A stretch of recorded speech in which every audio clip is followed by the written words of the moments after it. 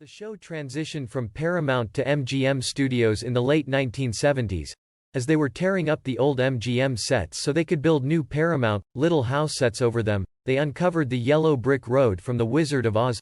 Melissa Gilbert and the other kids on the set went nuts. Michael Landon wore 4-inch lifts in the series.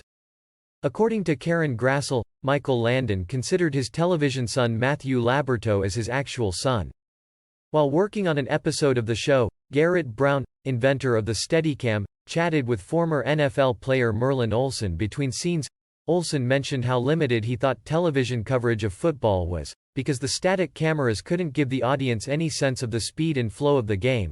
With that in mind, Brown eventually designed what became known as Skycam, the floating hydraulic camera system that flies around the stadium above the players, with a 360-degree viewing angle. It has since become an essential tool in the coverage of live sporting and stadium events. Back in the 1800s, one of the main evening meals was beef stew. Throughout the series, when the Ingalls sat down to eat, they were eating Dinty Moore beef stew, and on the nights they would have fried chicken for dinner, they were eating Kentucky Fried Chicken. The real-life Laura Ingalls Wilder was born on February 7, 1867, and died on February 10, 1957.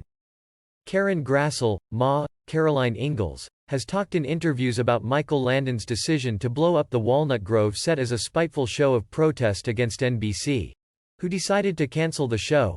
She has said Landon's blowing up the set was very sad, and she wishes he hadn't done that. Michael Landon had a unique way of inspiring child actors and actresses to cry when required for a scene. Melissa Gilbert described how he would work himself up emotionally, face her with his eyes full of tears and ask her, "Do you know how much I love you?" To which she would get all teary and emotional in response.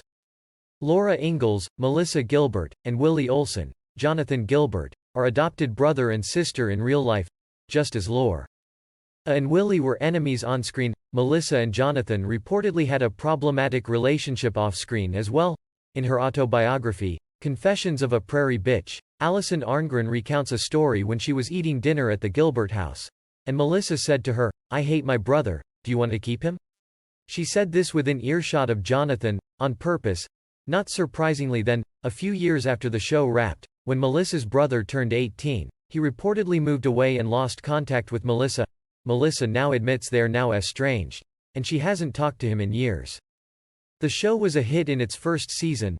In its second season, ratings dropped so low that the show was in danger of cancellation. NBC moved it from Wednesday to Monday nights to attract a wider audience, and the ratings recovered in its third season. NBC intended to end the show after its fourth season, but the ratings stayed high enough to renew the show for a fifth season. It remained in the top 30 until it was finally cancelled in 1983. Alison Arngren originally auditioned for the role of Laura Ingalls, then for Mary Ingalls. When she auditioned for Nellie Oleson, she was hired on the spot. According to Alison Arngren, Nellie's autobiography, Confessions of a Prairie Bitch, Catherine, Scotty, McGregor, Harriet Olsen, was a nice lady, but also a disruptive element on the set. She would always give other actors and actresses direction, even on-screen husband Richard Bull, Nels Olsen, who had to put his foot down when this happened. She would also argue with the directors a lot. Eventually Michael Landon seriously considered firing her, but her performance as the show's villain was just too perfect to let her go, so he tolerated it, and McGregor stayed on as the villain for the run of the show.